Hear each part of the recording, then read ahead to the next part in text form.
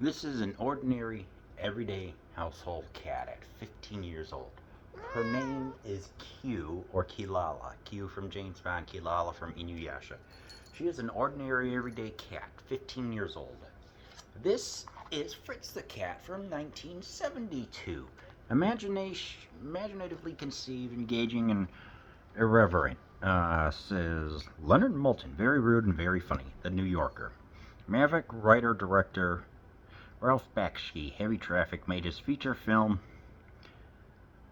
film debut in this startling and audacious three Hollywood Reporter foray into adult content animation, creating the first X-rated cartoon and one of the most successful animated features of its time, based on a legendary character created by underground comic book artist/writer R. Crumb, Robert. First the Cat is a brilliant commentary on 60s life and a snarling satire that stubbornly refuses to curl up in anyone's lap. The Age of Awakening of Fritz, one cool cat and NYU student, loves to embrace every experimental experience that crosses his path.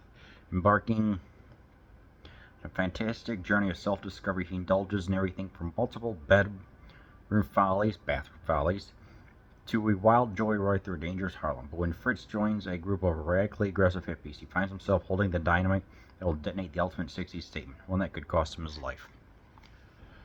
Oh boy, this is a wild ride. So yeah, we ain't rated X for nothing, baby. And of course, slee sells, sex sells, whatever. Yeah, this one is certainly interesting. It is obviously a satire of everything that was going on, especially with the bourgeois. They became known to be yuppies. So so we have we have a bored college student who is tired of the way how people are preparing for the future by examining, and he's saying like, oh, I have the, like, they're looking at the philosophy, the art, and the experiences that define them as an individual that happens around that very important time of life. He becomes ennui, Ennui, French for boredom. I think bored of the characteristics of something, if I'm not mistaken.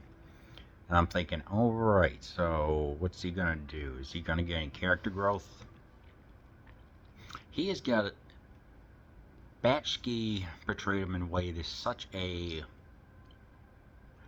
fake, I guess. What is that word?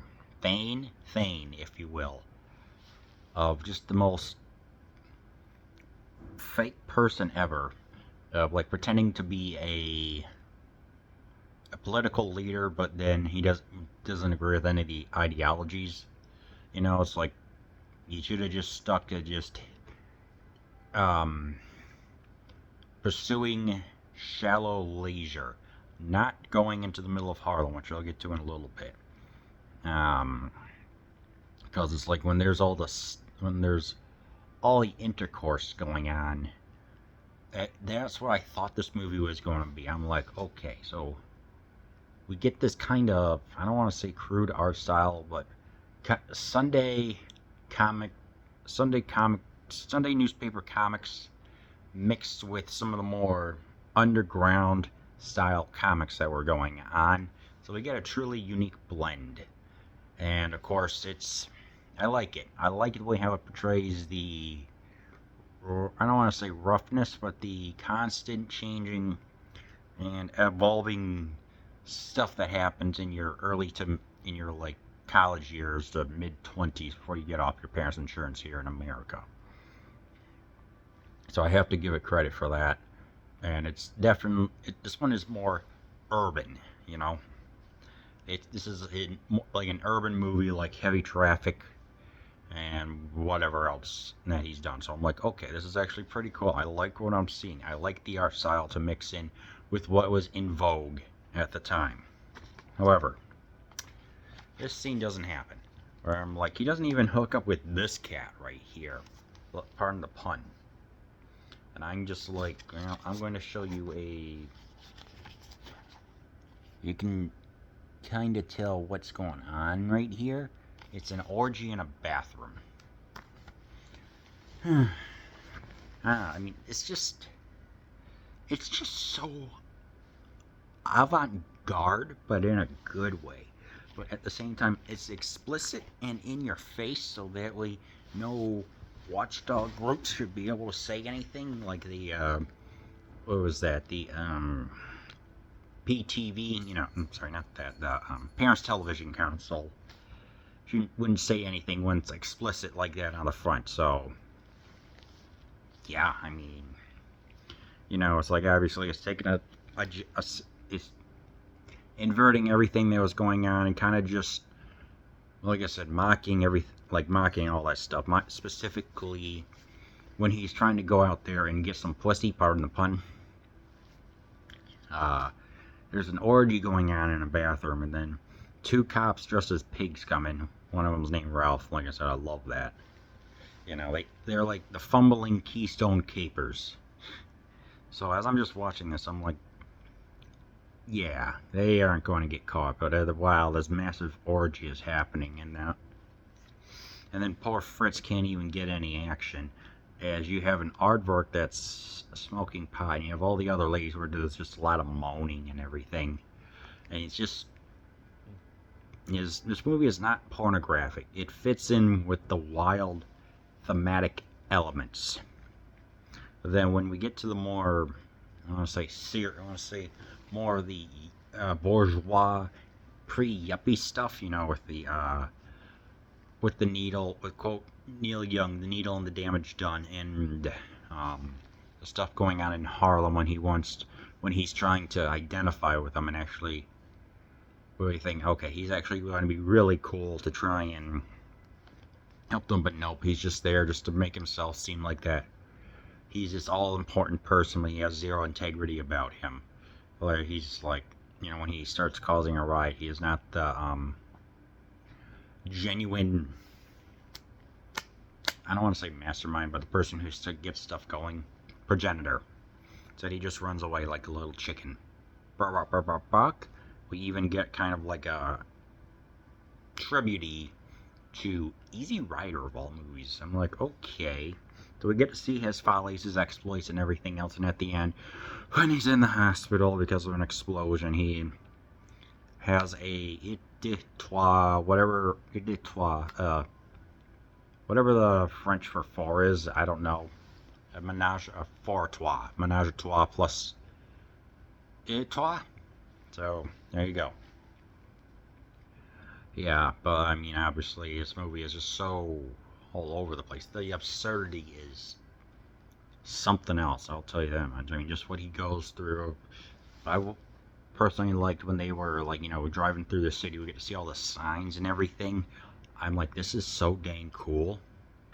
But then again, when they stop at a Howard Johnson's and get steak and coffee, I'm like, what? Meanwhile, he's riding with one of the ladies from earlier whose first name is Winston. A female named Winston. I don't know. It's absurd. I mean, it's great, but we get an extended sex sequence with a lady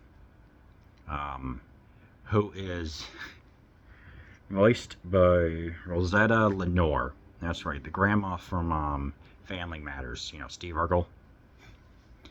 That was one of her earlier roles, and I'm like, well, okay then. So yeah, obviously, kind of behind the scenes is that Batchke approached Robert Crumb, said, hey, my art style and the way how I do things can kind of match yours. So, they started kind of working together, but over time kind of got fractured just due to, I guess, different ideas that just didn't work out. Crumb still kept his name on it because the product is pretty dang good. But there's a sequel, Fritz and His 9 Lives, that neither Batchke nor Crumb even put their names on, and those two kind of have a distant respect for each other, is the way how to describe it. Christmas card terms, I guess you could say. So yeah, with all that, I mean, obviously, Fritz the Cat was based on 60s cartoonist Robert Crumb, whose Keep on Truckin' motif became symbolic of a generation. The film's X rating actually helped its box office with this controversy, publicly garnered from being the world's first X-rated full-length cartoon. Variety. The little cartoon that could. Fritz the Cat took over 2.5 years to animate and cost close to $1 million to produce. No doubt. Especially with the great usage of Yesterday by Billie Holiday, a minimalistic piano tune played over the decrepitness of a city to represent the fortunate circumstances as some people find them in, which I found to be very impactful. But yeah, obviously this movie is NC-17 or is it unrated, and so as I'm watching this, I'm like, oh yeah. So definitely do not show this to kids. This is one of those movies that would not be able to get made today, but at the same time, it is pretty damn important. So yeah, I think that a lot more people need to watch this, get an understanding from it, and then make their way into some of other Bashki's movies that he made. So yeah, Fritz the Cat, give it a watch. Meow.